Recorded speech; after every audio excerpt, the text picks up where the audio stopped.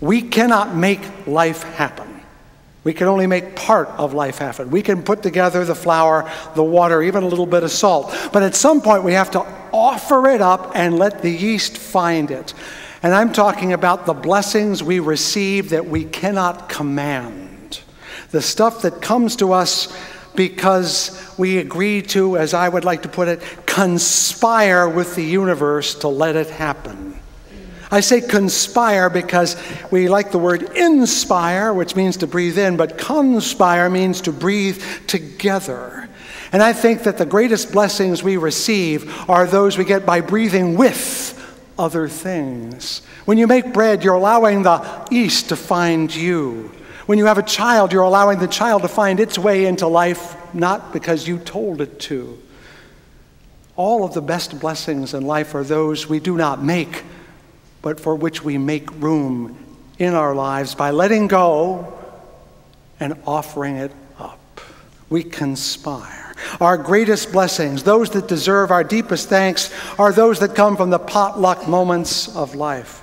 They may not even seem like blessings at the same time. I've told you before, I only got one incomplete or failing grade in college, Introduction to Religious Studies 101. And that was a gift.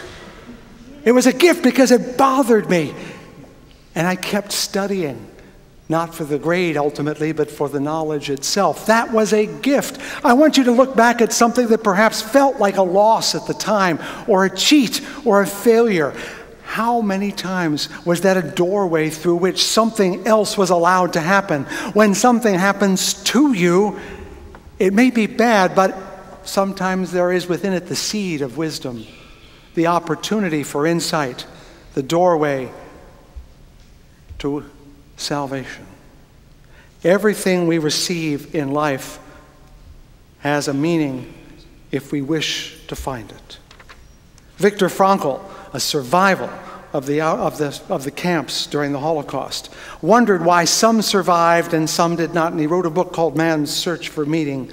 And he believes that it's those who believed that even their lives still meant something, even when they could not find out why, when they still persisted in thinking life mattered, even when it was being robbed. Those who continued to hope were the ones who survived, even when their health was not as good as those who had basically given up. He tells us of one experience. I'll share it with you. One evening, when we were already resting on the floor of our hut, dead tired, soup bowls in hand, a fellow prisoner rushed in and asked us to run out to the assembly grounds and see the wonderful sunset. Let's mind you, these are people standing in rags, whose ration of food amounted to less than 1,000 calories a day, who perhaps got 4 hours sleep a night if they were lucky. And yet, they ran out. Standing outside, we saw sinister clouds glowing in the west and the whole sky alive with clouds of ever-changing shape and colors from steel blue to blood red. The desolate gray mud huts provided a sharp contrast while the puddles on the muddy ground reflected the glowing sky. Then after minutes of silence, one prisoner said to another, "How beautiful the world can be." Can you imagine being in a situation in life when your entire life is horror and can still say how beautiful the world can be? That is the attitude of gratitude that we really need to have. Not the one that says, boy, am I glad I had a third piece of pie. Not the attitude that says, boy, am I glad I'm not sick. I'm talking about the attitude that when you are taken away when everything is taken away from you, you can still be able to say, life matters. That's what faith is in this world. It isn't because someone gave you something, it's because you received it, and you receive it every day. True thanksgiving reminds us of what we do not know we have because we are crowded by all the things we have gotten. We see the beauty of our homes and forget the splendor of the naked trees. We enjoy the warmth indoors and forget to look at the squirrels huddled by the side of the road. We are blinded by our stuff from the world that is the greatest gift of all. True thanksgiving asks us to see the innumerable gifts we receive because, as our closing hymn says, for all life is a gift. All life is a gift. And I think Somali Imam and Viktor Frankl, who lived on the edge of horror, would say yes every day. May you have the power and the hope and the faith to say yes every day. Life is good. Amen and amen. As we prepare to sing our last hymn, I'd like to share a thank you with you. Thank you from the bottom 99% of our occupied hearts, signed by the people living on our doorstep.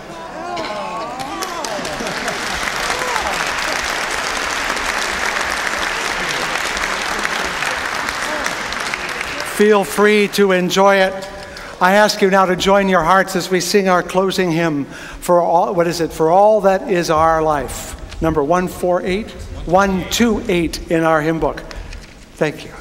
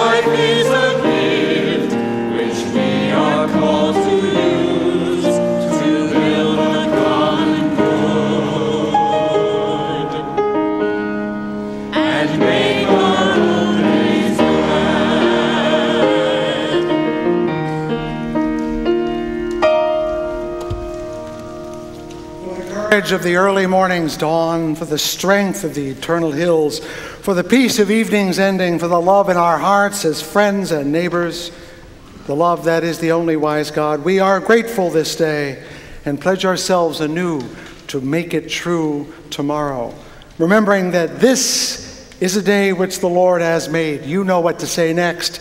Let us rejoice and be glad in it. Amen.